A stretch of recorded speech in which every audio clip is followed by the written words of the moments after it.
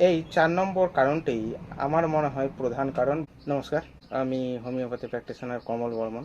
আজকে একটি বিষয় নিয়ে আলোচনা করব, পেটের আলসার। আমাদের পেটে আলসার হলে কোন কোন লক্ষণগুলো দেখা দিতে পারে, আমাদের পেটে আলসার হওয়ার কারণ কি, আমাদের পেটে আলসার হলে আমরা কোন খাবার খাবো, কোন খাবার খাবো না, আমরা কিভাবে দ্রুত এই আলসার নিরাময় করতে পারবো, এই বিষয়ে আলোচনা করব। প্রথমে বলি, আমাদের পেটে আলসার হলে এই 8টি লক্ষণ দেখতে পারবো।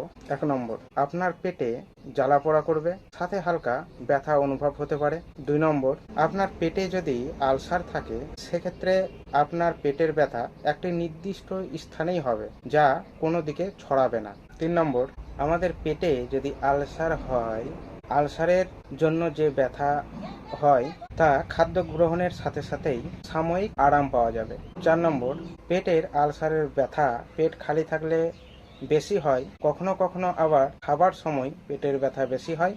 বিশেষত এই ব্যথা বেশিরভাগ ক্ষেত্রেই রাতের দিকে বাড়ে। 5 নম্বর লক্ষণটি হলো, আপনার পেটে যদি আলসার থাকে আপনার বমি বমি ভাব লাগবে, কখনো কখনো হালকা বমিও হতে পারে। 6 নম্বর, আপনার ক্ষুধা আগের তুলনায় অনেক কমে যাবে যদি আপনার পেটে আলসার থাকে। 7 নম্বর, আলসার যেহেতু খাদ্যনালীতে হয় তাই আপনার বদহজম দেখা দিতে পারে। 8 নম্বর, আপনার পেটে যদি আলসার হয় সেক্ষেত্রে আপনার রক্তক্ষরণ হবে। এই রক্তক্ষরণের কারণে আপনি ধীরে ধীরে দুর্বল হয়ে যাবেন, সাথে আপনার মাথাও ঘুরতে পারে। এই 8টি লক্ষণ ছাড়াও আরো বিভিন্ন লক্ষণ দেখা দিতে পারে। এই 8টি লক্ষণই যে সব রোগীর মধ্যে পাওয়া যাবে তা কিন্তু নয়। আমাদের পেটের যে আলসার হয়, এই আলসার হওয়ার পিছনে বিভিন্ন কারণ রয়েছে। আমি এখানে 4টি কারণ উল্লেখ করব। এই 4টি প্রধান কারণ। 1 নম্বর, আপনার যদি অতিরিক্ত মানসিক চাপ থাকে সে কারণেও আপনার পেটে আলসার হতে পারে। 2 নম্বর, আপনি যদি অতিরিক্ত মশলা জাতীয় খাবার খান সে কারণেও আপনার পেটে আলসার হতে পারে। 3 নম্বর, আমাদের পেটে খাদ্য হজম করার জন্য এক ধরনের ব্যাকটেরিয়া থাকে।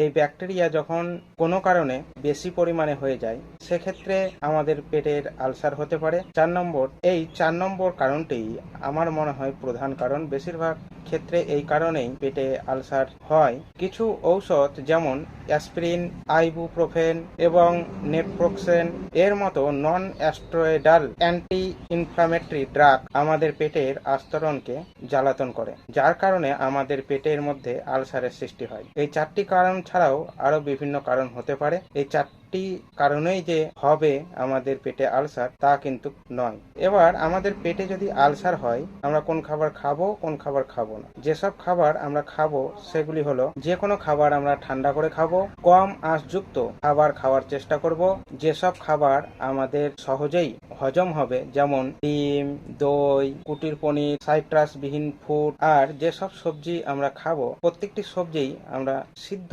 খাওয়ার চেষ্টা করব। আর যেসব খাবার আমরা খাবো না সেগুলি হলো মশলাদার খাবার আমরা খাবো না, অ্যাসিটিক আইটেম আমরা খাবো না, রসুন, পেঁয়াজ, গোলমরিচ, ক্যাফিন, অ্যালকোহল, চকলেট, বেশি তেলে ভাজা জিনিস খাবো না, চর্বিযুক্ত খাবার, এসব জিনিস আমাদের অ্যাভয়েড করতে হবে। পেটে আলসার হলে যাতে আমরা দ্রুত এই আলসার থেকে মুক্তি পাই সে কারণে আমাদের কিছু জিনিস মানতে হবে। সেগুলি হলো, 1 নম্বর, ধূমপান ত্যাগ করতে হবে, কারণ ধূমপান আমাদের আলসার হিলিং প্রসেসকে ব্যাহত করে এবং আলসারের জটিলতা বাড়ায়। 2 নম্বর, অ্যালকোহল আমাদের ত্যাগ করতে হবে, কারণ অ্যালকোহল পেটের অ্যাসিড উৎপাদন বাড়িয়ে দেয়, যার কারণে আমাদের আলসারের জটিলতা হওয়ার সম্ভাবনা অনেকটাই বেড়ে যায়। 3 নম্বর, আমরা যেই পরিমাণ খাবার একবারে খেতাম সেই খাবারটিকে 3-4 বারে ভাগ করে নিতে হবে। আমরা খাবার অল্প অল্প পরিমাণে খাবো যাতে আমাদের হজম করতে সুবিধা হয়। 4 নম্বর, পর্যাপ্ত পরিমাণ জল পান করতে হবে, কারণ পর্যাপ্ত পরিমাণ জল খেলে আমাদের পেটের স্বাস্থ্য ভালো থাকে। আমার এই ছোট্ট ইনফরমেশনটি আপনাদের কেমন লাগলো অবশ্যই কমেন্ট করে জানান।